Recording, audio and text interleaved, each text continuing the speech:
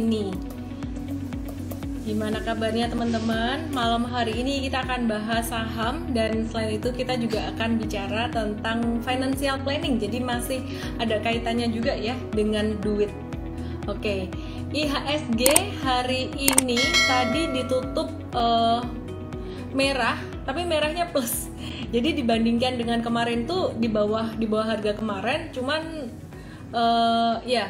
di atas harga kemarin, di atas angka IHSG kemarin, cuman turun dibandingkan pagi hari. Jadi merah, tapi merahnya plus dibandingin kemarin 0,08%. Di angka closingnya 5938, dan kemarin angka target IHSG 6000 di Desember ini udah kecapai.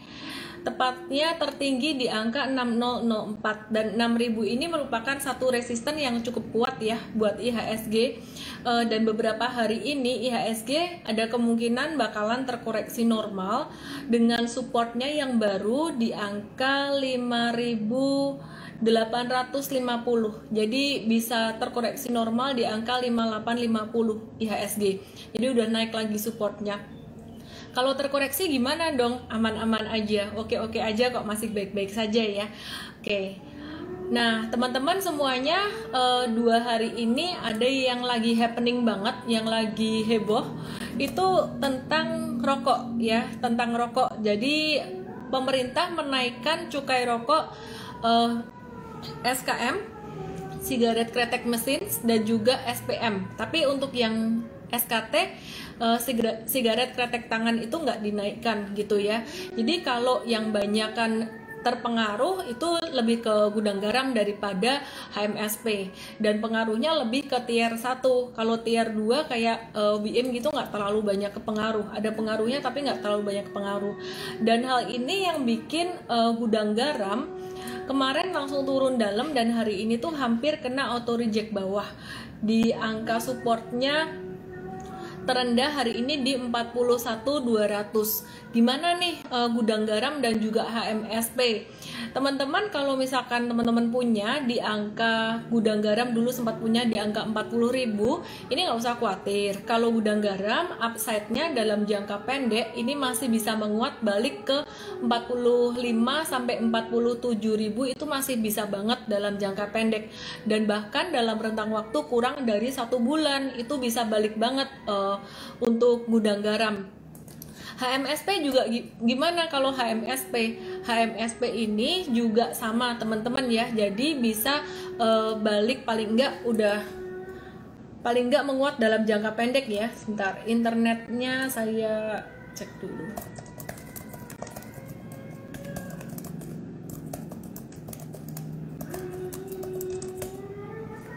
Oke. Kalau buat HMSP sendiri hari ini turun sampai ke level terendahnya di 1555. Nah, apa sih yang buat dua saham rokok ini turun dalam? Karena Big Fund ada beberapa yang mengubah view-nya pada kedua saham ini itu jadi reduce ya. Jadi agak-agak mengurangi. Mungkin dulu punya banyak, ini agak dikurangi. Wah, terus gimana dong kalau sampai dikurangi, gimana gitu? Dalam jangka pendek apakah dia nggak bisa naik? HMSP dalam waktu kurang dari 1 bulan dia bisa kok balik dari angka sekarang ini sampai kembali ke level 1800, itu masih bisa banget ya. Jadi masih bisa banget, jangan panik berlebihan. Dua saham ini fundamentalnya sangat bagus. Kalau misalkan teman-teman ragu, nanti kalau 2021 cukai rokok gimana? Oke. Tahun 2021 kalau cukai rokok beneran dinaikkan, ini gimana? Ya nggak apa-apa, kan semuanya sudah terantisipasi, udah discounted dari saat ini ya. Jadi udah discounted tuh artinya semua udah memperkirakan, udah memperhitungkan risikonya. Demikian pula dengan Big Fund itu mereka udah memperhitungkan risikonya. Dua perusahaan ini saat ini valuasinya masih murah, jadi masih bisa menguat. Jangan worry dengan dua perusahaan ini. Nah, sedangkan saat ini kalau saya perhatikan untuk sektor farmasi, sendiri ya, untuk industri farmasi, Kimia Farma, Inaf, dan juga IRRA, alat kesehatan Itama Ranoraya, dalam 2 hari ini turun sampai auto reject bawah. Ini sangat wajar sekali. Kenapa? Karena pergerakan pada 3 hari yang sebelumnya itu auto reject atas 2-3 hari berturut-turut. Jadi kalau naiknya 24%, 2-3 hari berturut-turut, turun 7% dalam sehari, itu masih sangat wajar sekali. Dan teman-teman, meskipun saya bilang wajar, bukan berarti saya bilang teman-teman borong aja, enggak ya. Jadi kalau buat KF, INAF, IRRA, saham-saham kayak gini, kita tuh sangat hati-hati sekali masuknya. Kita nggak mau masuk pada auto reject atas yang kedua ya. Jadi pada auto reject atas yang kedua kita nggak mau masuk. Kita masuknya pada hari yang pertama. Aku kasih contoh lagi, kemarin aku ada bahas beberapa saham yang potensial auto reject atas. Yang salah satunya saya sebut kemarin adalah BRI Syariah ya. BRI Syariah hari ini naik kencang juga 19%. Besok Senin dan juga lusa kemungkinan masih bisa naik ya sampai 20-an% itu BRIS boleh. Tapi sekali lagi teman-teman, kita nggak mau masuk untuk beli ketika udah hari auto reject kedua dan auto reject yang ketiga gitu. Jadi maksudnya kenaikan kedua dan ketiga itu udah resikonya jauh lebih tinggi.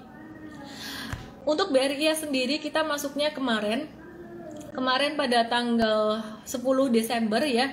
Jadi hari ini kita udah profit sekitaran 20%. Kemarin dapat di harga 1.500 M-Trade. Hari ini ya sekitar 17-19% lah, hampir 20. Tadi sempat menyentuh 20%. Jadi kita nggak saranin untuk nambah lagi. Jadi M-Trade memang ada nggak trading saham-saham third liner ginian? Ada, tapi kita level belinya tuh benar-benar kayak yang nyolong start dulu, nawarnya agak-agak pelit gitu. SMBR juga kita ada masuk ya. SMBR aku akan cek di harga berapa kita udah masuk. Internetnya di laptop saya agak-agak slow. Hopefully di Instagram lancar. Untuk semen Batu Raja sendiri, let me check.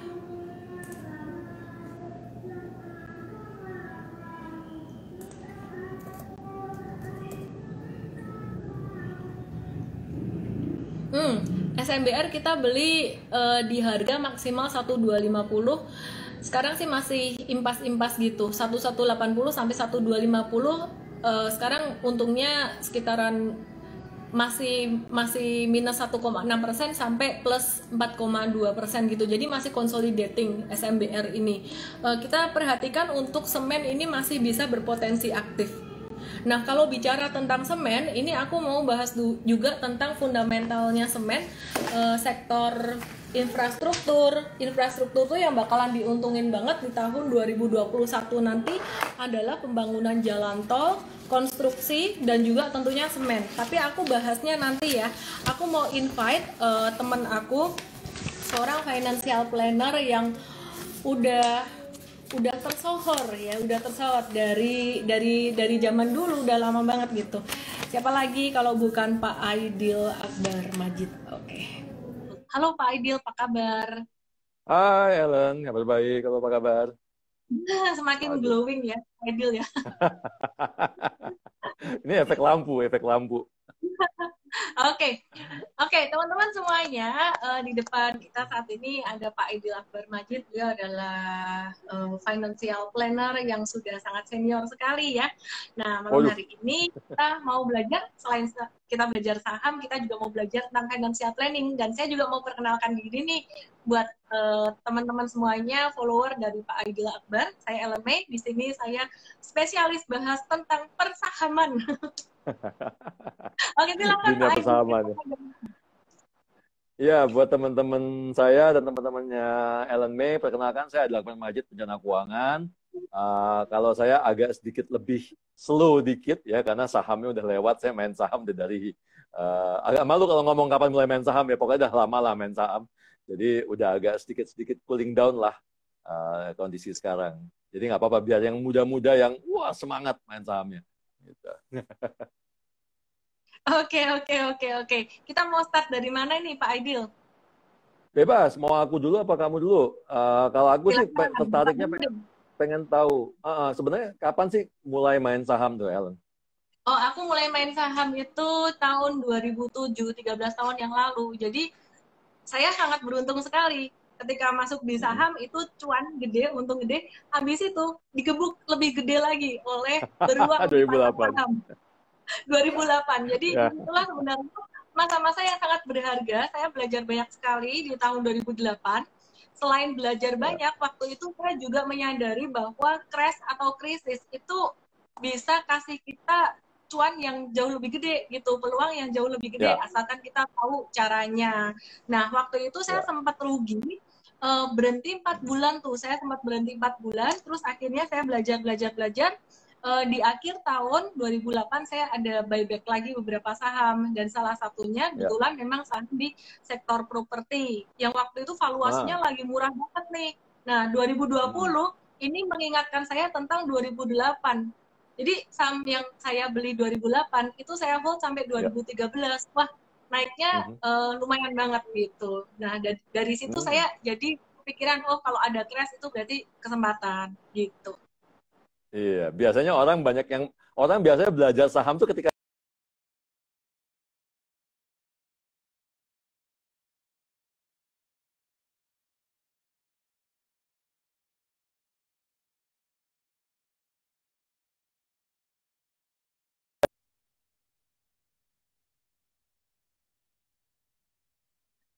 Cek nge-lag ini ya. Teman-teman, halo teman-teman, saya tidak bisa mendengar Aidil. Apakah teman-teman bisa mendengar?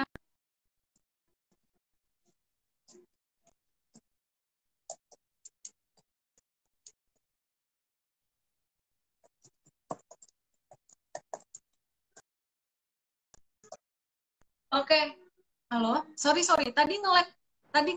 kayak Iya, kayaknya tadi aku nge-lag. nge-lag ya. Ya,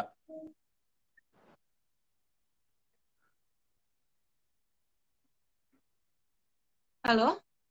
Iya, halo. Udah halo? aman? Ya, Iya, boleh udah aman ya. boleh dilanjutin? Tadi nge-lag tadi. Agak sedikit nge-lag ya. Oke, terus 13 Iya. tahun main saham. Apa sih pengalaman yang paling seru? Apa the best performance kenaikan kamu paling tinggi dan the worst performance? Balik lagi, the best performance paling tinggi itu di 2020. Kenapa? Karena udah belajar dari 2008. Kalau misalkan dulu Ya. belum melewati 2020, the best performance 2008. The worst performance itu juga 2008. Jadi 2008 tuh udah kayak roller coaster.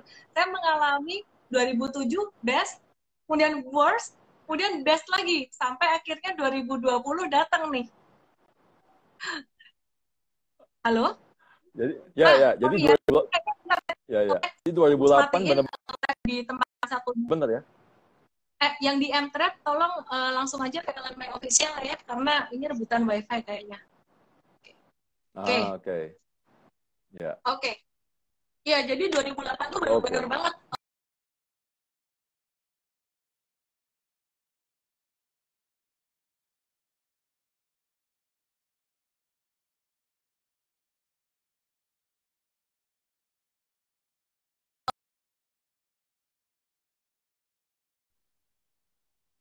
Ya, udah balik. Ya, udah balik. Sorry Kayaknya ya. kamu yang nge-lag apa aku yang nge-lag ya? Aku yang like tadi ini udah diperbaiki. Semoga much better. Oh, biasa kalau malam memang gitu rebutan rebutan kuota biasanya, rebutan sinyal. Oke. Oh, parah banget malam hari ini ya. Iya. Silakan bisa dilanjutin, Pak. Sorry ini internetnya. Ya, udah jalan lagi. Ya, Aku udah ganti halo? wifi. Iya. Ya, aku jadi udah ganti wifi. Tuh 2020 gimana menurut kamu? Cuan gede apa malah buntung buntung gede? 2020 karena udah belajar dari 2008 dan ini yang aku tunggu-tunggu selama 12-13 Ya, tahun. Saya sangat bersyukur ya. sekali 2020 ini justru yang paling bagus sekali gitu. Cuman memang butuh kesabaran. Jadi kemarin saya banyak Ya. masuk itu di September, Oktober. Kenapa? Di bulan Maret jujur saya nggak banyak masuk untuk investing, untuk value investing tuh nggak banyak masuk karena saya expect dia bisa turun lagi gitu. Jadi kan bulan Maret kemarin fee recovery ya, langsung naik V-shape Ya. recovery gitu karena ada stimulus besar-besaran dari Amerika dan suku bunga juga diturunin banget. Nah saya nggak nyangka gitu bakalan recovery secepat itu. Jadi nggak Cepat ada itu. yang Ya. nyangka waktu itu. Kita expect-nya dia habis naik turun lagi karena kita belajar dari 2008 Ya. habis naik kencang di Januari Februari waktu itu terus turun lagi.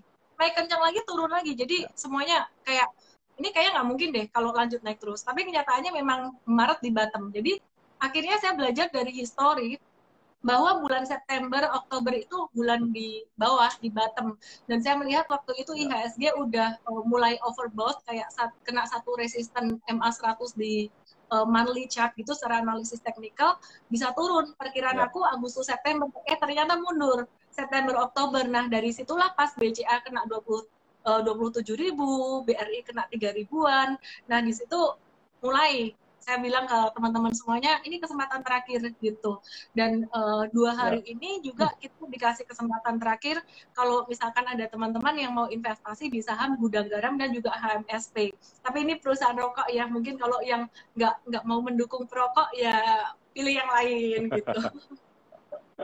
Nggak apa-apa, rokoknya nggak didukung tapi sahamnya kita beli kan nggak masalah. Atau cuan kan nggak mengenal itu. Kita mendukung petani-petaninya ya, mendukung petani tembakau. Nah, kita mendukung petani tembakau dan industri ya gitu. Oh iya benar banget. Terus jadi kalau menurut kamu 2021 gimana nih, Lan? Apakah challenging? Apakah akan? Karena gini, ada yang memprediksi ya bakal balik ke 6.600. Ada yang bilang bahkan saya kemarin baru dapat research dari salah satu perusahaan asing ya, itu katanya mau ke 6.800 gitu ya. So menurut kamu gimana di 2021? Ya, aku baca juga tuh JP Morgan salah satunya yang bilang ke 6.800 itu. Iya. Aku sih agree sih. Iya, Aku makanya agree. aku nggak mau nyebut nama, kamu nyebut nama duluan. Gak apa kan positif ya. Jadi di tahun 2021 ini bisa naik sampai ke angka 6.800 sampai 7.200. Perkiraan aku juga sama. Nah, sedangkan kalau ada beberapa hal yang positif, ada beberapa tantangan negatifnya. Nah, untuk beberapa hal yang positifnya ini antara lain, yang pertama pastinya COVID-19 itu udah mulai ada vaksin, itu akan jadi satu game changer banget. Kemudian yang kedua Omnibus Law dan nanti akan diharapkan ada Omnibus Law yang kedua untuk sektor finansial, itu juga akan sangat luar biasa sekali. Terus kemudian suku bunga juga masih murah. Kemudian yang menarik ini anggaran untuk APBN, untuk infrastruktur itu naik tinggi. Nah, berikutnya ada sovereign wealth fund. Nah, ini yang akan sangat menguntungkan sekali sektor infrastruktur, sektor infrastruktur, khususnya infrastruktur untuk konstruksi dan juga jalan tol, JSMR. Kalau konstruksi yang banyak diuntungkan dari SWF adalah waskita. Kemudian sektor industri semen itu yang menarik. Nah, tapi tetap ada tantangannya nih di tahun 2021. Tantangannya apa nih 2021? Kemarin kan ekonomi Indonesia, banking, finance ini kan sebenarnya membaiknya tuh karena disupport ya oleh pemerintah. Salah satunya dengan stimulus, yang kedua dengan restrukturisasi utang. Banyak banget yang mikirin kalau misalkan wah ini sebenarnya kayak dikasih napas buatan nih, nanti jangan-jangan restrukturisasinya udah habis ini terus jadi meledak nih utang-utangnya gitu. Belum tentu juga. Jadi kalau misalkan perekonomian memang bergerak dengan aktif lagi, orang-orang yang dapat restrukturisasi, perusahaan-perusahaan yang dapat restrukturisasi, mereka bisa beraktivitas lagi, sudah mulai pulih revenue-nya, itu nggak akan sampai meledak sampai gimana. Jadi nanti akan ada satu keseimbangan lah ya. Jadi ada keseimbangan antara ini digas dan minyak gitu. Ya, gitu. Pak Aidil, sebelum kita lanjut bicara tentang saham nih Pak, mungkin dikit ya, kita mau belajar tentang financial planning nih. Banyak teman-teman nih yang kepengen masuk di saham, ya masuk di pasar saham itu ya ada ngomong masuk di saham tuh pakai duit nganggur, pakai duit dingin, jangan pakai duit dapur gitu. Nah, teman-teman ini bingung kalau duit dingin itu gimana sih ngaturnya gitu. Jadi startnya tuh gimana, berapa banyak masuk di saham, gimana sih mengatur finansial sebelum kita berpikir untuk masuk ke investasi secara khusus. Ya, sebenarnya gini, aku suka sih apa yang Ellen ajarin ke teman-teman ya di market bahwa kita bisa punya dua posisi, posisi sebagai investor atau posisi sebagai trader. Karena nggak banyak orang yang mengajarkan hal itu. Karena gini, karena banyak orang yang selama ini bikin acara, bikin kursus segala macam, mereka semata-mata hanya trading. Bahwa posisi sebagai investor dan posisi sebagai trader itu udah totally different posisi. Pemilihan sahamnya juga beda, gitu ya. Valuasinya juga beda, cara ngelihat fundamentalnya beda. Itu makanya kenapa ada saham-saham yang masuk kategori untuk investasi buat long term investment, ada juga yang buat trading. Nah, kalau financial planning, karena kita kan selalu mainnya long shot ya, kita mainnya untuk jangka panjang, makanya selama ini kita kalau di financial planning selalu approach-nya adalah ya udah lo investnya adalah invest buat long term gitu. Jadi kenapa kita nggak ngajarin mereka untuk trading dulu? Ini biasanya untuk pengenalan gitu ya buat teman-teman yang baru mulai ke saham gitu ya. Nah, sementara kalau nanti mereka sudah mulai familiar, mereka udah biasa gitu dengan naik turunnya harga saham, kan biasanya kan ini pemula ya, pemula banget. Mereka mulai dari misalnya masuk ke investment yang lebih konservatif lagi lah, misalnya reksadana dan sebagainya. Ketika mereka udah biasa dengan resikonya, ketika mereka turun 1-2% terus kemudian nggak grogi gitu ya, terus naik 2%, 3% nggak grogi, nah di saat itulah baru kemudian mereka mulai bisa trading ke saham. Gitu. Karena at the end of the day, karena saya juga pernah trading for living tahun-tahun 2000-an awal, kan the success story for trading for living adalah you don't have to have a feeling gitu kan. Jadi pada saat trading kita nggak boleh punya feeling gitu. Kalau pas lagi cut loss, ya udah nggak usah sedih, biasa aja. Kalau lagi pas profit 2-3-5%, ya udah biasa aja, it's just another trading gitu kan. Yang penting punya trading plan dan kita disiplin. Nah, makanya kenapa dalam financial planning kita bilangnya bahwa ya udah lo karena lo pakai ini buat, kalau memang dipakainya buat investment, is investment gitu ya, investment money, persentasenya bisa dari mulai 5-20% dari keuangan bulanannya mereka gitu ya, dari gaji mereka. Tapi kalau misalnya kemudian mau pakai buat trading gitu ya, tadi ya berarti trading memang uang yang dipakai, kalau kita sebutnya sebagai play money gitu ya, memang uang yang memang dipakai buat tektok-tektok, ya kalaupun hilang ya udah hilang, that's apa istilahnya ya, uang sekolah lo deh gitu ya, uang sekolah lo kalau sampai kemudian dia mengalami kerugian atau investmentnya turun gitu. Jadi kita approach-nya dari situ sih, Lan, kalau dari sisi financial plan. Oke, aku tuh senang banget ya. Tadi waktu Pak Idil ngomongin nggak usah punya feeling gitu. Jadi banyak teman-teman yang ketika berinvestasi, baik saham atau apapun, itu kadang-kadang ada attachment. Attachment tuh artinya kayak gini, suka saham ini, dia akan ulang-ulang terus, nggak suka saham ini, dia akan hindari gitu. Sebenarnya jujur kata, aku juga dulu punya attachment kayak gitu. Misalkan dulu ya, contoh ya, 2008 tuh aku untung banyak dari Astra International. Aku sempat punya attachment dengan Astra International sampai akhirnya tahun 2012-an ya, jadi kayak apa ya itulah attachment, aneh banget ya attachment dengan saham. 2012 saya mulai sadar bahwa Astra International ini dia punya anak usaha di bidang komoditas kayak Astra Agro Lestari, United Tractors, yang bikin kinerja dia tuh jadi agak-agak siklikal juga. Demikian pula dengan Indofood. Akhirnya saya memutuskan saya tidak mau attachment dengan saham lagi gitu. Jadi teman-teman tadi Pak Aidil bilang nggak usah punya feeling gitu sama investasi atau sama saham. Salah satunya juga gini nih Pak. Jadi ada yang misalkan habis cut loss saham tertentu, saham itu cut loss gitu, dia nggak mau lagi ke depan masuk ke saham itu gitu, karena alasannya kenapa? Alasannya karena dulu pernah rugi gitu. Jadi ya I think better kayak kita ini ya, kayak relationship ya, kalau udah putus sama mantan ya sudahlah, lupakanlah, nggak usah dipikir-pikir lagi gitu teman-teman kira-kira. Oke. Pak Aidil, ini ngobrolin tentang duit nih ya.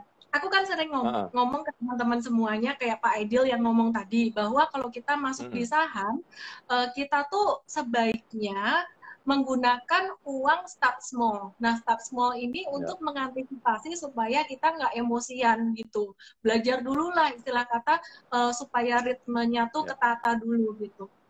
Cuman ada beberapa orang yang mengatakan, wah kalau start small nanti cuannya kecil gitu, untungnya kecil gitu. Bahkan tadi ada yang nanya, saham dulu atau dana darurat dulu? Ya jelas dana darurat dulu kalau menurut saya gitu. Nah, ini yang aku mau tanyain gini nih, mungkin Pak Aidil bisa kasih tips buat teman-teman semuanya. Gimana sih secara emosional itu biar nggak greedy gitu. Jadi mungkin secara teori ngerti. Secara teori itu ngerti bahwa dana darurat dulu, harus menyiapkan uang untuk cadangan 6 bulan atau 1 tahun dulu minimal, baru boleh masuk ke pasar saham gitu. Tapi kadang greed itu membutakan. Nah, gimana sih caranya buat teman-teman yang masih pemula supaya nggak dibutakan oleh emosi gitu, supaya apa yang dipikirkan oleh otak sadar ya, prefrontal cortex kita itu bisa dijalankan dengan baik gitu.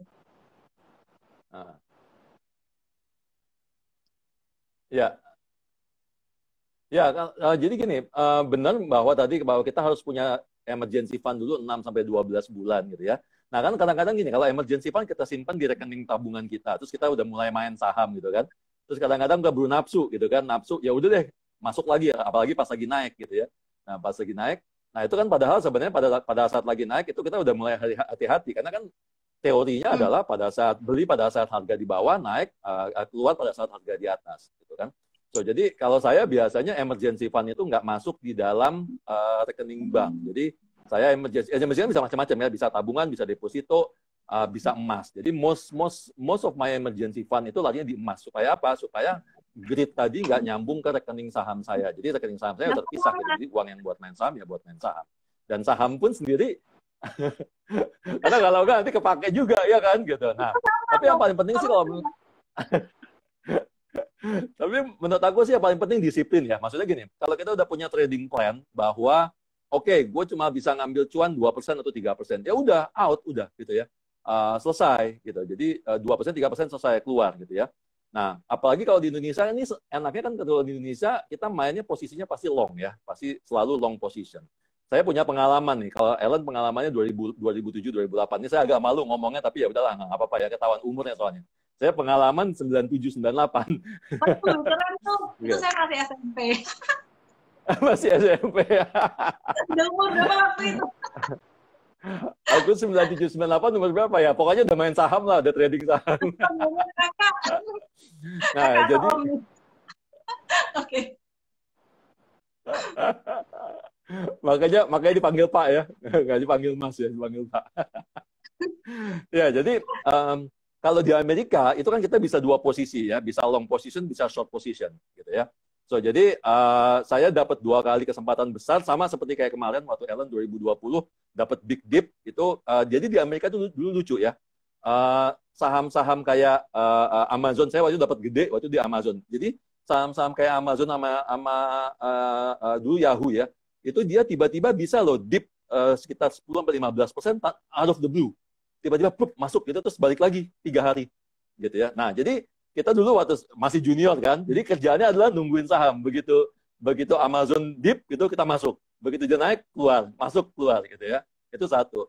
Terus kemudian kedua, yang gede banget, yang saya untung banget itu adalah pada saat nge-short sahamnya Telkom.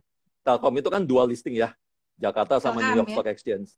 So jadi 97-98 ketika saya tahu bahwa Indonesia waktu itu udah mulai masuk ke krisis, yang saya lakukan adalah saya men-short position Telkom di $11.75 gitu ya.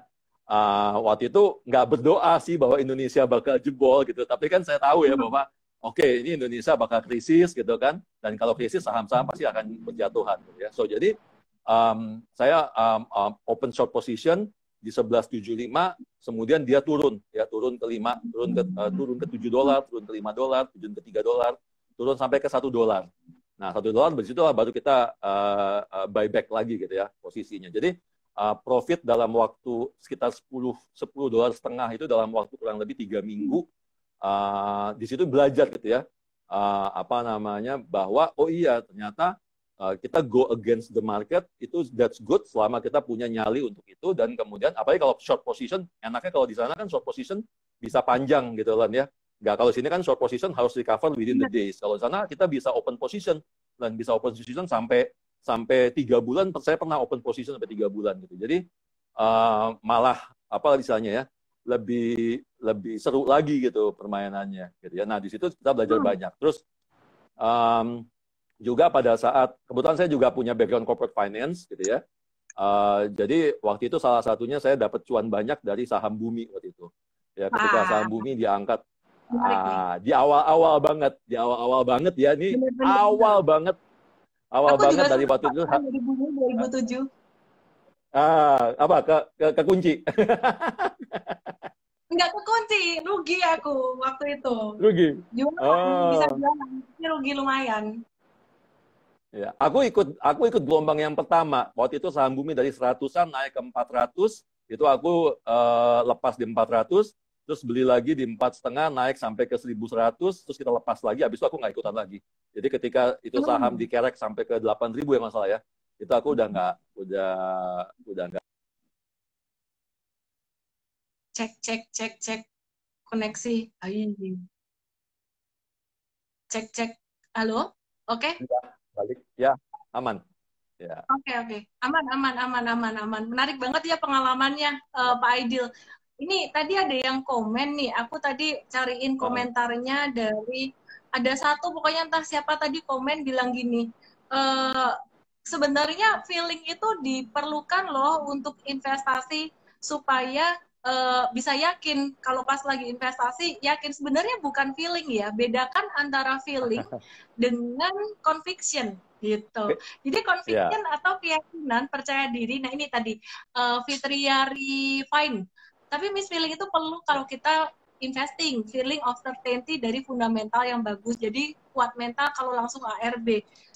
Mungkin bukan feeling, tapi conviction, keyakinan yang kita dapat dari belajar. Maka dari itu si Engkong, Warren Buffett bilang, the risk of investing, the risk comes from not knowing what you are doing. Jadi kalau kita tahu apa yang kita lakukan, baik technical, fundamental, maka kalau ada saham HMSP, GGRM turun dalam kayak gini ya, kita nggak takut gitu. Jadi jujur kata saya punya GGRM dan HMSP terutama ya, dan hari ini turun udah cuan, udah lumayan untung, jadi merah tipis-tipis lagi, jadi impas merah-merah tipis gitu. Cuman panik nggak, takut nggak, karena memang udah tahu secara fundamental gitu. Pak Aidil, aku izin untuk update GGRM HMSP dikit ya, karena banyak teman-teman yang ini nih pada menggalau. Kenapa? Ya, 2 hari ini turun aja, katanya Sri Mulyani efek gitu. Teman-teman harus terima kasih sama Ibu Sri Mulyani dikasih kesempatan lagi gitu ya. Kalau enggak, dulu terima kasihnya sama Pak Anies karena dikasih PSBB, jadi kasih diskon harga saham ya. Jadi saham Gudang Garam saat ini PE ratio-nya dia di angka 10,57 kali, dan PBV-nya itu di angka 1,41. Ini secara historikal, kalau teman-teman lihat PE band dan juga PBV band-nya secara beberapa tahun terakhir, ini murah, pakai banget, murahnya unbelievable murah. Dan kalau HMSP lebih mahal, PE-nya 19,63 kali, karena earnings-nya dia juga agak-agak turun di 2020 ini. PBV-nya 6,31, kayaknya tinggi di angka 6. Tapi kalau teman-teman bandingkan dengan tahun-tahun sebelumnya, jauh-jauh tahun-tahun sebelumnya, saat ini valuasinya sangat murah sekali.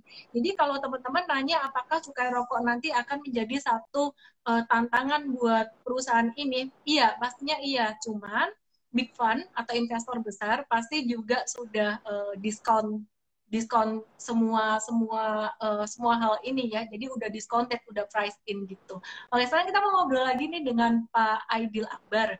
Tadi kalau aku nggak salah dengar nih, Pak Aidil kan ada mengelola dana untuk institusi atau apa ya tadi ya Pak ya?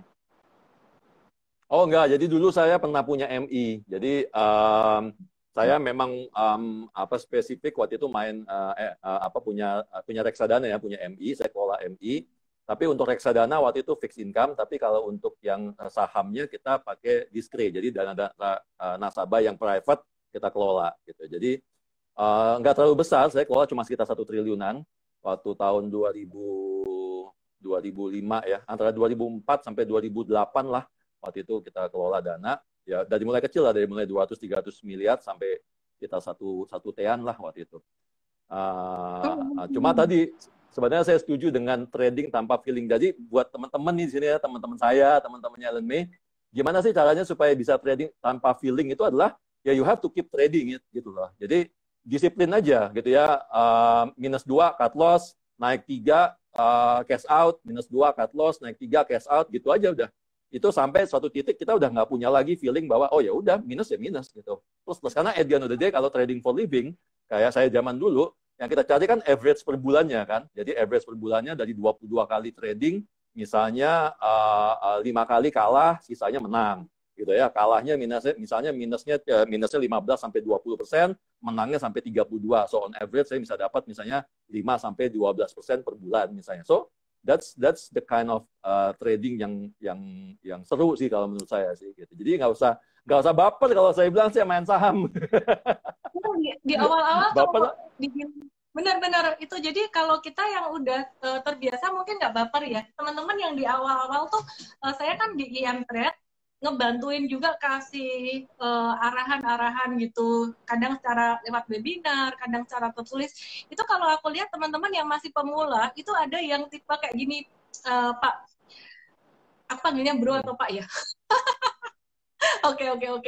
Ya, jadi ada yang tipe saham itu naik 1 poin, turun 1 poin, itu sampai nanya terus gitu. Jadi kirim pertanyaan terus gitu. Itu jadi kayak gimana ya? Ini memang panik banget gitu.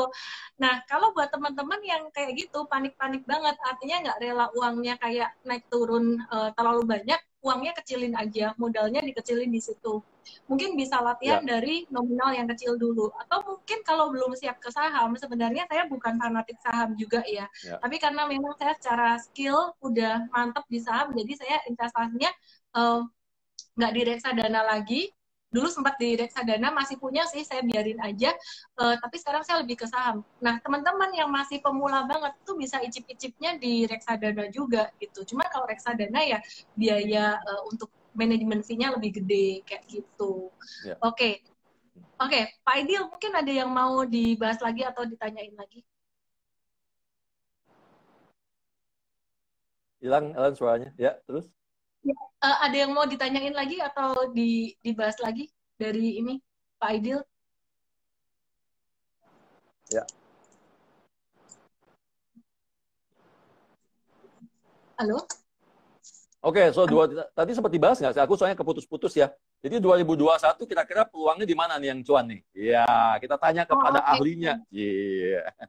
Oke, tahun 2021 ini peluangnya gimana? 2021 ini sangat menarik sekali ya. Tadi kan aku ada bahas tentang Omnibus Law.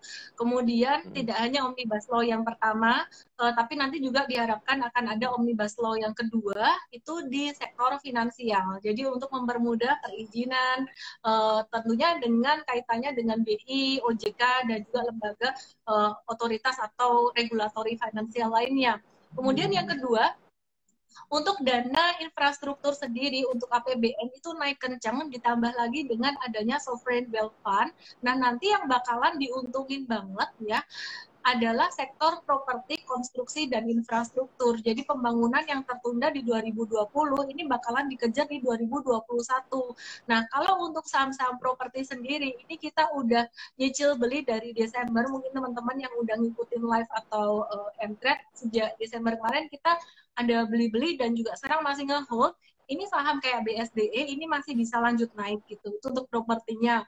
Dan kalau untuk konstruksinya yang menarik ada saham Waskita ya. WSKT ini akan sangat diuntungkan sekali dari sovereign wealth fund. Kemudian selain WSKT sebenarnya yang diuntungkan dari SBF lagi adalah saham Jasa Marga. Jasa Marga ini secara teknikal dia juga ngebentuk pola cup with handle yang cakep banget. Resistennya di 4570. Kalau dia naik di atas 4570 itu bakalan tren naiknya bagus banget gitu.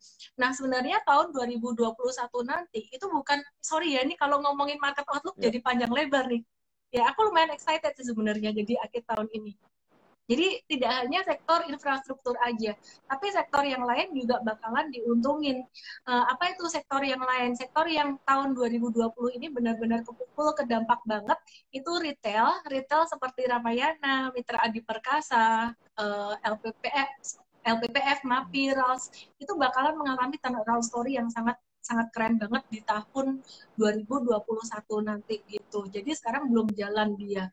Nah, selain itu untuk pakan ternak, poultry ini juga bakalan kedampak positif gitu. Jadi kedampak positif banget kayak Cepin Java main karena permintaan untuk ayam-ayaman ini dari hotel, restoran itu bakalan naik lagi gitu.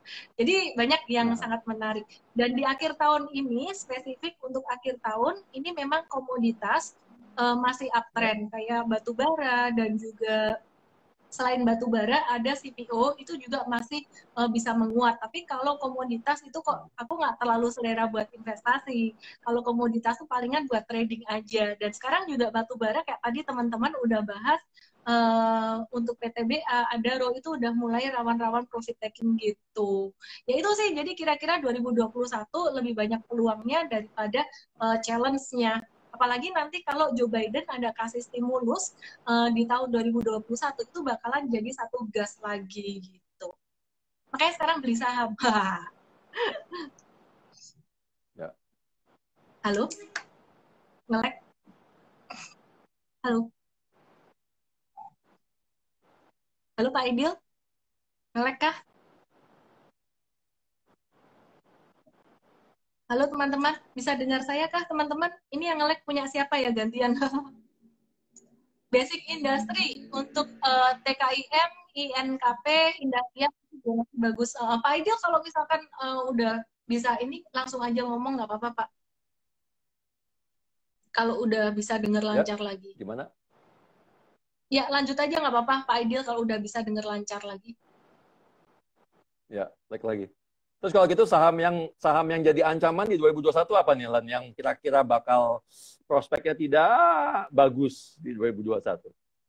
Sebenarnya bukan nggak bagus ya kalau 2021 mungkin saham-saham yang udah jalan duluan di 2020 yang udah naik tinggi kayak banking itu 2021 dia nggak akan terlalu banyak naiknya, upside-nya nggak akan terlalu banyak karena 2020 udah naik kencang. Nah nanti di 2021 itu yang bakalan mulai untuk merambat naik adalah saham-saham consumer goods untuk blue chipnya kayak ICBP, Unilever itu belum jalan gitu. Jadi untuk bankingnya mungkin 2021 agak-agak ya stagnan lah, nggak bisa yang sekencang di tahun 2020 ini gitu. Oke, oke. Halo? Agak ngelek kan Pak Lagi yang mau suaranya? ditanyain? Delay. Ya, enggak, aman, aman. Oke, Pak. Dulu ketika pertama kali di saham, pastinya juga pernah ngalami naik turunnya emosi psikologi trading gitu ya. Coba dong dikasih tips buat teman-teman semuanya untuk psikologi trading, gimana caranya biar tenang gitu. Jadi gini loh, senjata kita trading itu kan dua sebenarnya, ya. Kalau ini bicara pengalaman saya aja tradingnya, senjata kita kan cuma dua sebenarnya. Satu adalah cut loss, ya. Kedua adalah average down, gitu.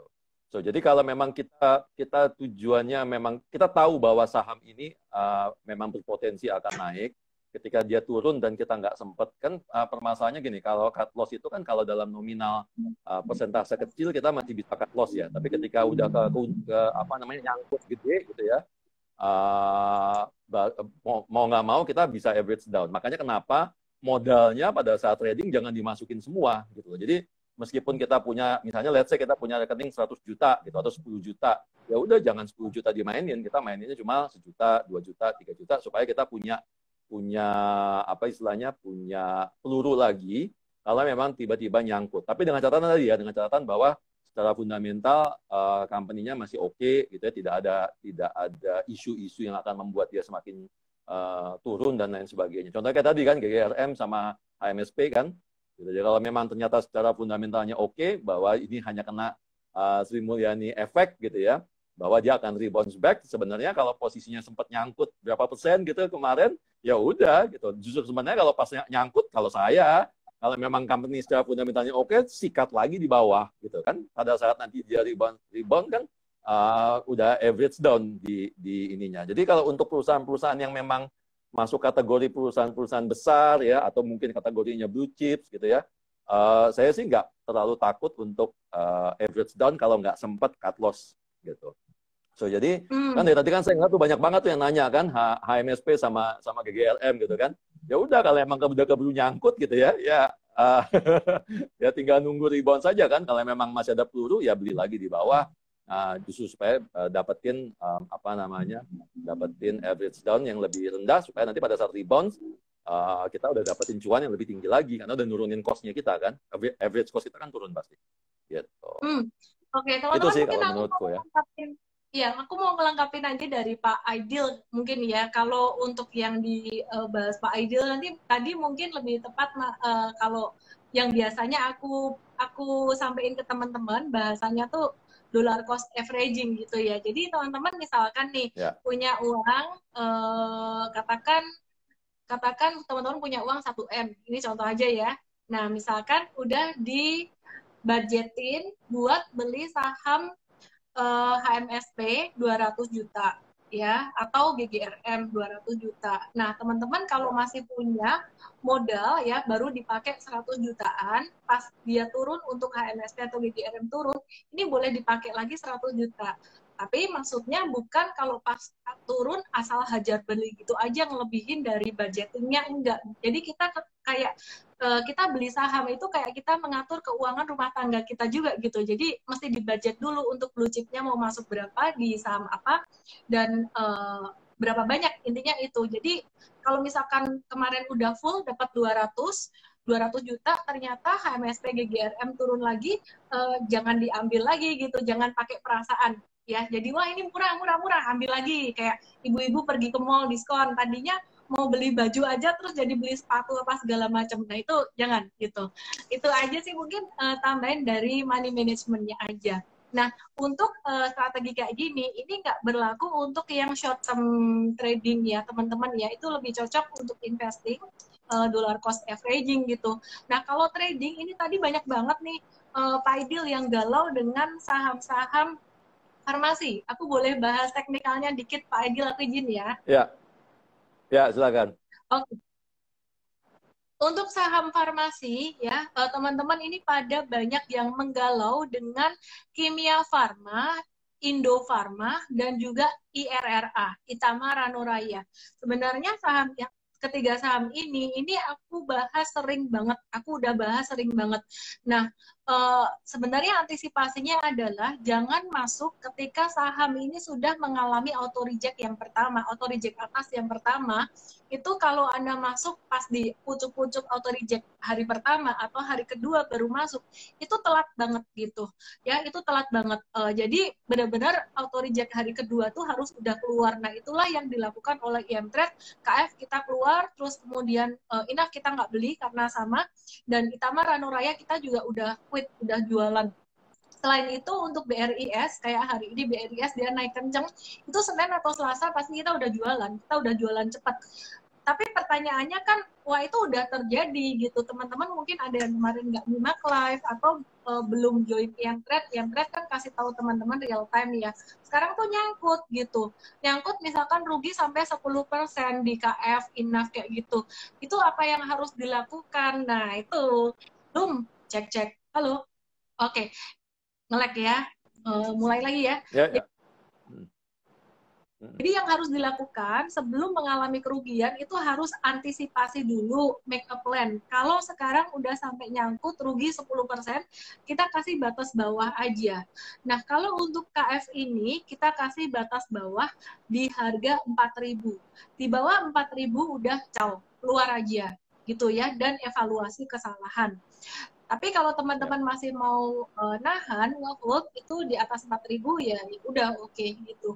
Anyway, saat ini kita juga belum masuk lagi, belum buyback lagi, karena kita lihat untuk KF ini masih bisa bumpy banget, masih bisa terkoreksi gitu.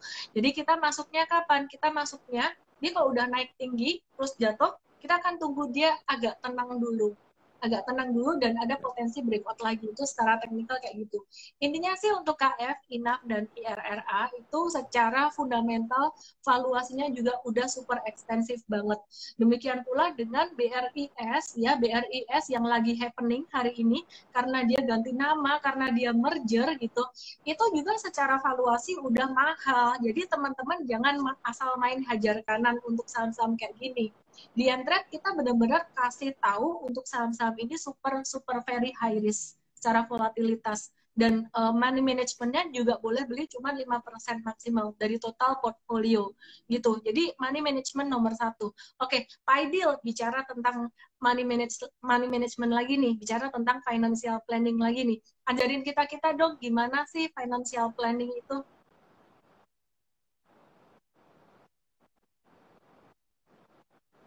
Halo.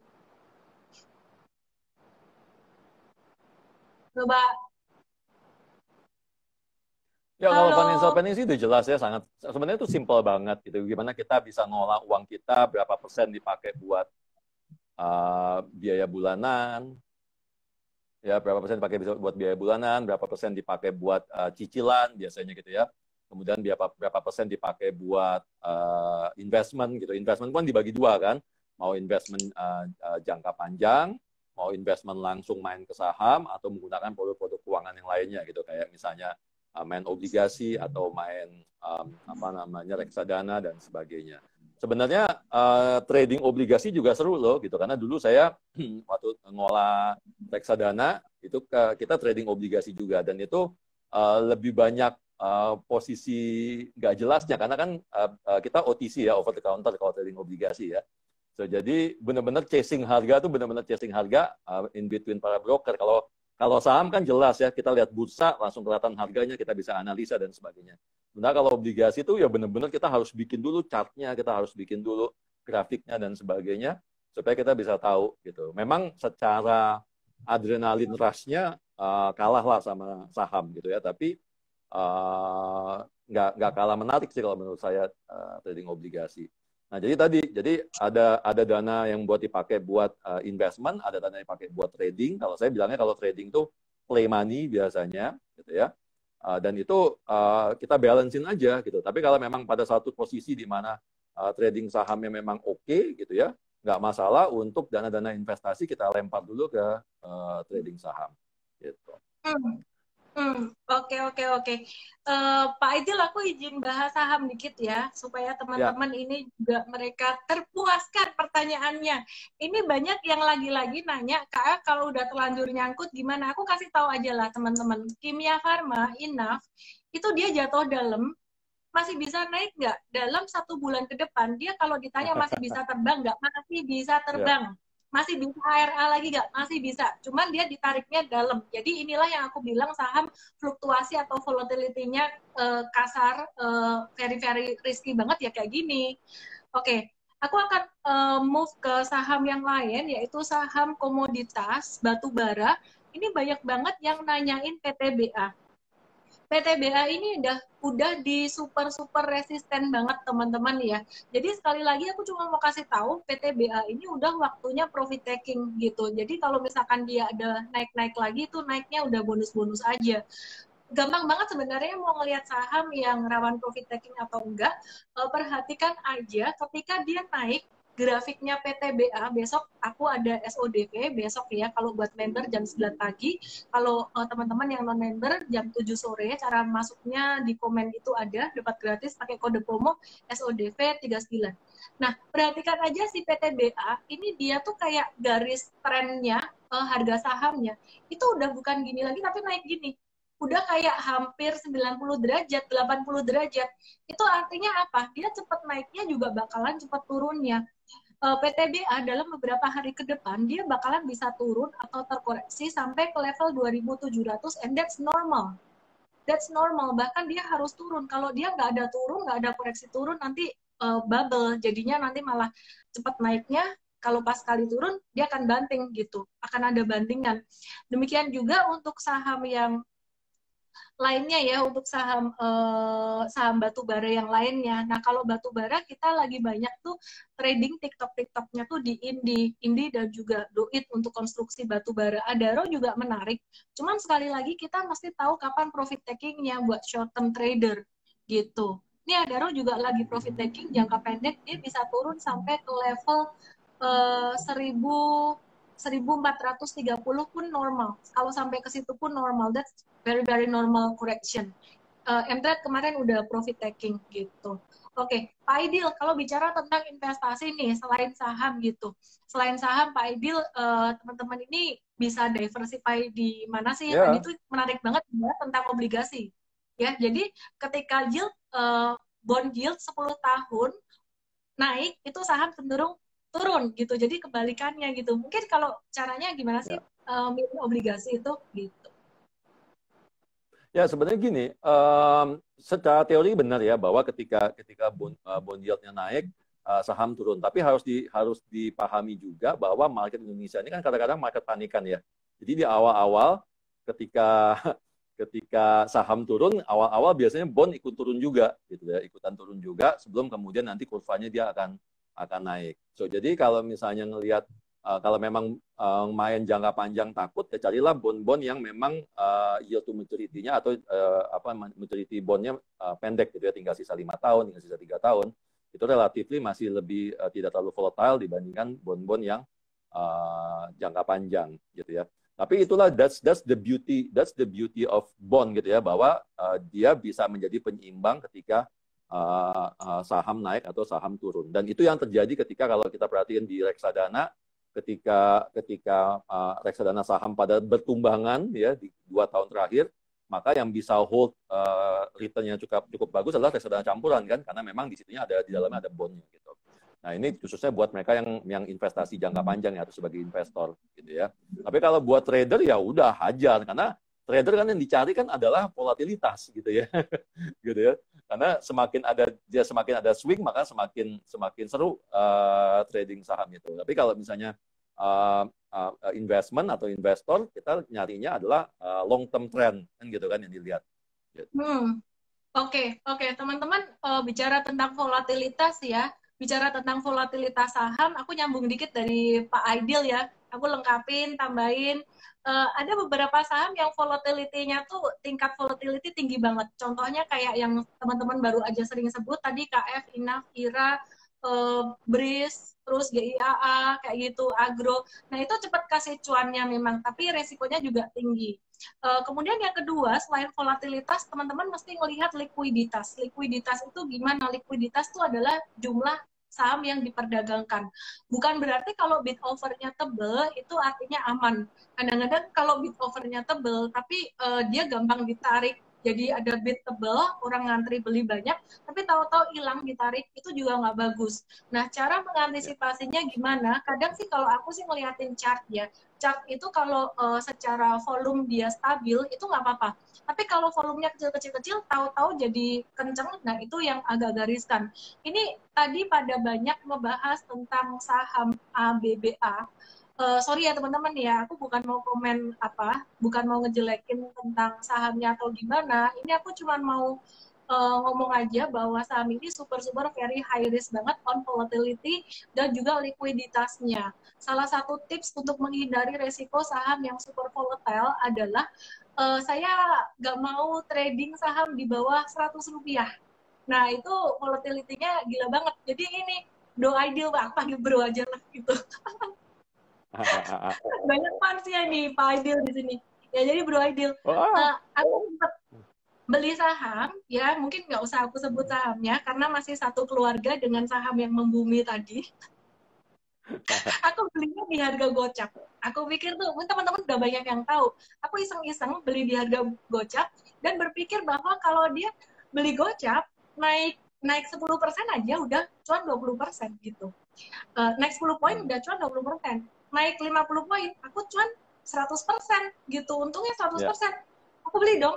Ternyata sampai sekarang dia diam bertahun-tahun. Dia diam, benar-benar diam bertahun-tahun. Tos dulu, berarti sahamnya sama. Nyangkut kita ya. Iya, nyangkut kita. Gitu. Benar, kalau kita nggak kayak gitu tuh kayaknya nggak bisa cerita ke teman-teman tentang pengalaman kita gitu. Anyway, Ya, saham-saham kayak gini, saham-saham volatile, kalau teman-teman pernah untung dari saham-saham kayak gitu, ya sudahlah, ya. anggap itu bonus. Tapi Mm-mm. jangan diulang-ulang terus. Kayak misalkan Betul. nyebrang jalan pakai mata ditutup, bisa selamat nggak? Sekali selamat, 2 kali selamat, 3 kali selamat, diulang-ulang terus. Saya yakin pasti satu hari ketabrak juga, gitu loh. Ya, jadi ya Ya. begitulah kira-kira. Oke, kalau Pak Saya Aidil, punya pengalaman tuh kan. Jadi main di gimana nih? keluarga itu kan sahamnya banyak tuh ya. Jadi sebenarnya sama waktu itu. Jadi karena apa namanya? Karena pengalaman di saham yang tadi saya sebutkan, kemudian saya mainlah di satu keluarga family group itu, ya kan. Nah, tadi sama Ellen masih belinya di Gocap. Saya belinya kalau nggak salah di 70 atau 75 gitu, saya lupa. Gitu. Dengan berpikiran bahwa Gocap habis itu dia rebound, saya masuk lagi gitu kan. Karena di saham-saham teman-temannya dan keluarga yang lain udah cuan nih, kita udah cash out gitu kan. Dan ternyata sama gitu, yang akhirnya terjadi adalah apa? Nyangkut, dan nyangkutnya sampai sekarang gitu. Jadi ya udahlah, itu jadi apa istilahnya ya, penghias portfolio aja buat Oh kenang-kenangan. ya, Padahal portfolio itu ditawarin buat sama orang sih buat dinegosiasi, cuma tak dulu lah, biarin aja dulu. benar banget ya. Jadi buat teman-teman semuanya, belajar dari pengalaman itu penting. Sorry, aku sambil lihat data saham. Belajar dari pengalaman itu penting, tapi belajar dari pengalaman orang lain Ya. kayaknya bakalan ngehemat waktu dan ngehemat duit teman-teman gitu. Jadi Hmm. that's why kita suka ngajar, Pak Aidil suka ngajar, saya juga suka ngajar. Itu karena salah satunya juga kita mau teman-teman jangan melewati hal-hal yang nggak enak yang kita pernah alami dulu. Ya, jadi supaya perjalanan berhasilnya lebih cepat. Ya. Jadi di IM Trade sendiri kita bukan cuma ngajarin caranya aja, tapi benar-benar dikasih untuk prakteknya tiap hari gimana. Uh, aku cuma mau infoin teman-teman, kita ada yang baru di IM-Trade, tidak hanya rekomendasi-rekomendasi aja, tapi atas permintaan teman-teman juga, kita buat satu mini riset, bukan seperti riset sekuritas yang bahasanya berat, kita udah sederhanakan secara teknikal fundamental, banyak yang mau belajar saham ini bagus, resistennya gimana, supportnya gimana, trennya gimana, kita udah kemas dengan bahasa yang sesimpel mungkin. Hari ini ada naik mini riset kita untuk Jasa Marga INKP, PTPP, WSKT, Era Jaya Swasembada, ERAA, dan BRIS. Buat yang pada galawers, hari ini banyak pertanyaan saham itu. Jadi di IM-Trade langsung cek di menu fundamental ya. Dan di menu konten juga. Kita kan rilis M-Trade baru versi 2. Harusnya Desember ini udah rilis, tapi kita masih testing. Jadi nanti rilis bertahap sampai Januari. Nanti kayaknya baru full rilis. Nanti Pak Aidil, aku kasih aksesnya 1 tahun. Teman-teman jangan ngiri ya. Oke. Oke, Pak Aidil, mungkin bisa Ya, dikasih, mungkin bisa dikasih, ada Pak Triawan. Halo Pak Triawan Munaf, apa kabar Pak Triawan? Pak halo Triawan ini Pak. pembelajar yang, Pak Triawan ini pembelajar luar biasa loh, saya sampai terharu tiap hari ditonton sama Pak Triawan gitu. Oke, ya, jadi Pak Aidil ada nggak pesan-pesan buat teman-teman investor semuanya gitu, untuk dari Pak Aidil gitu, supaya bisa Ya, konsisten. kalau yang paling penting sih tadi ya, bahwa trading itu kalau memang mau trading ya, jadi kita harus selalu balance antara investment sama trading. Gitu. Jadi investment tetap jalan, kalau memang maunya sistemnya nabung saham, regular investment, itu tetap jalan. Tapi ketika kita trading, maka kita harus disiplin. Nah, tadi cara supaya kita tidak trading tanpa menggunakan perasaan adalah ya semakin banyak kita trading, semakin baik kita bisa mengendalikan perasaan tadi. Jadi angka minus dan angka plusnya itu ya udah, itu adalah kategori yang kita pakai, -2, +3, +5 maksimal. Yang itulah batasan disiplin. Karena at the end of the day, kalau kita sering melakukan trading seperti itu, kan yang membesarkan nanti cuan kita adalah volume trading kita, gitu ya, volume trading kita sama modal kita, gitu ya. Itu satu. Terus kedua tadi, bahwa jangan semua pelurunya dipakai gitu loh. Kalau kita main 100 juta, ya berarti pelurunya dipakai setengahnya dulu atau 3/4-nya dulu. Supaya apa? Supaya kalau memang ternyata ada kesempatan bahwa sahamnya masih bagus dan punya potensi untuk rebound, kan pilihannya cuma 2 tadi, bisa cut loss atau bisa average down ya, atau dollar cost averaging. So jadi dollar cost averaging juga sebenarnya buat pancingan aja, supaya kalau dalam waktu 1, 2, 3 minggu dia bisa balik lagi rebound, kita bisa keluar pada saat itu. Atau memang pada saat itu cuan gitu ya pas keluar. Supaya kita turunin kita punya cost-nya kita gitu. Jadi at the end of the day balik lagi trading should be fun kalau buat saya sih ya. Trading adalah seru gitu ya. Enak dan tidak perlu apa istilahnya, tidak perlu baper ya. Kalau mau baper sama mantan aja gitu ya. Atau sama pasangan, tapi kalau trading nggak usah, dibawa seruan aja gitu ya. Nyangkut saya sama Ellen nyangkut, kita ketawa-ketawa aja gitu ya. Padahal tuh duit kalau diputerin jadi berapa sekarang ya gitu. Tapi ya udahlah, karena that's how we learn how to trade trading saham gitu sih, Lan. Iya, iya, aku mau tambahin dikit teman-teman ya. Jadi pengalaman aku di saham tahun 2008 waktu itu sangat berharga sekali. Saya pernah mengalami yang namanya saham nyangkut turun sampai 50-60% dari portfolio saya. Dan waktu itu aku memberanikan diri untuk bersihin portfolio, ibarat udah rumah tuh kayak banyak sampahnya gitu. Itu dibersihin semuanya dan start new beginning. Jadi memulai kehidupan yang baru waktu itu. Cara ini mungkin kalau diikuti akan bikin teman-teman jadi agak-agak shock dengan saham gitu. Jadi kalau misalkan mau cut loss untuk saham-saham yang fundamentalnya jelek aja. Karena sekarang saham-saham yang fundamentalnya bagus, kayak 12 saham yang sering saya sebut, BCA, BRI, Bank Mandiri, BNI, KLBF, HMSP, Unilever, GGRM, kemudian TLKM, ASI, dua lagi lupa, ICBP, Indofood, itu semuanya arahnya masih akan positif di tahun 2021 nanti. Nah, aku mau review aja teman-teman ya. Jadi aku mau review juga untuk second liner. Second liner itu kayak saham-saham properti, saham-saham konstruksi. Itu masih bisa menguat di tahun 2021 nanti. Terutama kalau konstruksi, yang aku suka, dua yang paling aku suka, sebenarnya semuanya bagus, itu ada PTPP dan BSKT. Kenapa? PTPP itu dia ada project, aku ketukar-tukar sama SSIA. PTPP itu dia projectnya di Batang, kawasan industri terpadu. Kalau SSIA dia projectnya di Subang, Pelabuhan Patimban. Terus kemudian BSKT dia juga udah banyak deal projectnya. Terus BSKT dia dapat ini, kalau BSKT itu dia dapat bantuan dari SWF sangat-sangat banyak sekali. Jadi yang diuntungkan untuk infrastruktur, jalan tol, kemudian konstruksi, dan satu lagi ada semen. Ya, semen itu SMGR yang diuntungin, INTP juga SMGR juga. Anyway, teman-teman, last but not least, saat ini market kita udah nggak semurah bulan September. Kok hilang? Pak Aidil hilang? Dimanakah beliau? Ya, jadi market kita nggak semudah di bulan September, nggak semurah di bulan September, dan nggak semurah di bulan hilang Pak Aidil. Ya, nggak semurah di bulan September, nggak semurah di bulan Maret kemarin ya.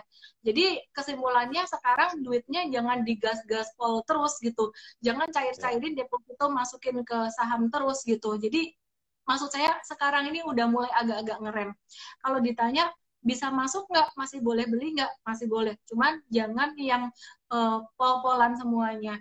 Istilah kata tuh sekarang di portfolio saya, memang dana untuk investasi saya itu udah masuk 100%, udah all in 100%. Ya. Dan itu 100%-nya juga saya udah nggak nambah-nambah lagi gitu. Jadi udah nggak cair-cairin deposito lagi, masukin ke situ, pokoknya tinggal enjoy aja. Pesan dari saya adalah keep learning. Besok ada SODV, seminar online diskon Faganza tentang money management saham. Di akhir tahun teman-teman masuk ke ellendesmet.com /SODV dengan kode promo SODV 39. Oke, Pak Aidil, boleh dong kasih satu pertanyaan buat teman-teman. Kita mau kasih giveaway buat teman-teman semua, 3 M-Trade gratis 7 hari ya, gratis M-Trade 7 hari.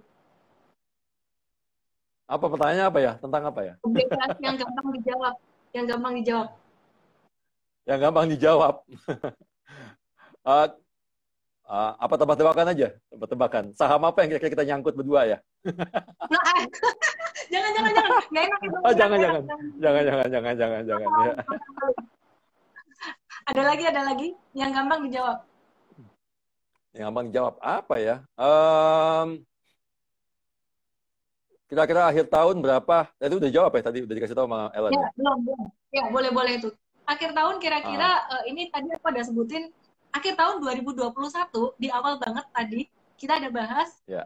target IHSG akhir tahun 2021 itu range berapa sampai berapa? Boleh. Ya, itu. Akhir tahun 2021. Oke. Ya. Aku pilih pemenangnya 3 orang ya. Link yang SODV tadi apa ya, Kak? ellendesmay.com. Kalau member sih dapat gratis. Berapa sampai berapa yang lengkap jawabnya?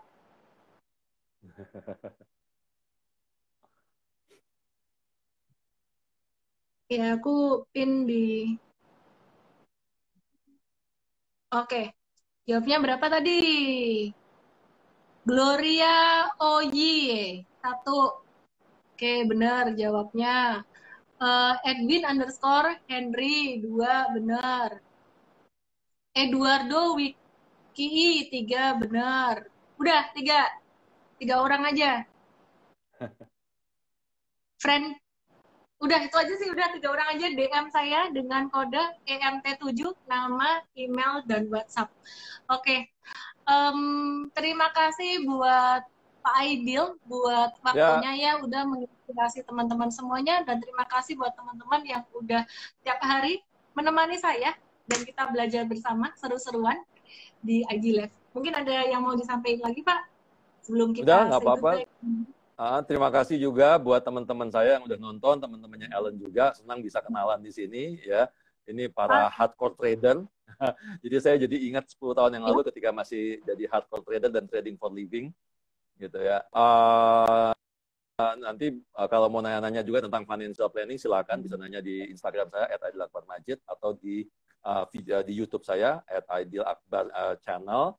Kemudian kalau mau belajar financial planning kan kalau tadi M-Trade buat trading saham ya dapat informasi. Kalau mau financial planning kita ada aplikasi juga namanya Monesa, MONENESA.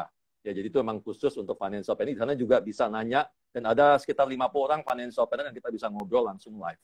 Gitu. Oke. Itu aja sih. Thank you ya Ellen. Saya Ellen May dan Aidilakbarmajid. Salam pro.